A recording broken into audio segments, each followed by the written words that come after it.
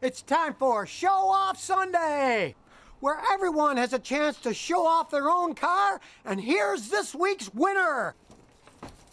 More than 2.8 million Volvo 240s were produced between 1974 and 1993. The 240 is known for its safety, iconic styling, and durability. Most 240s are powered by a 4-cylinder B230F red block engine that varied in size from 2 to 2.3 liters over its production. It was available with both manual and automatic transmissions. The car was first introduced without air conditioning, but later a General Motors air conditioner was added due to demand from the American market. The simple design with minimal electronics and overbuilt components make the 240 a reliable car and easy to work on.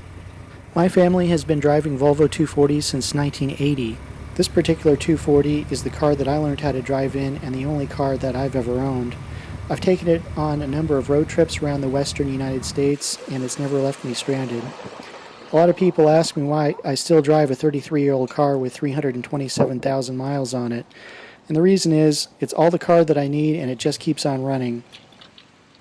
I'd always taken my car to a shop, but a few years ago I decided to start working on it myself. Thanks to Scotty's channel and a few other channels, I learned how to work on the car, and if you'd like to see some of my projects, you can check them out at my channel. A link is in the description box below.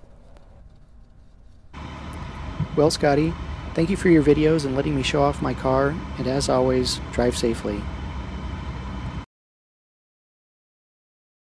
Well, that was this week's video, and remember, to have your car video highlighted here on my channel, check this out!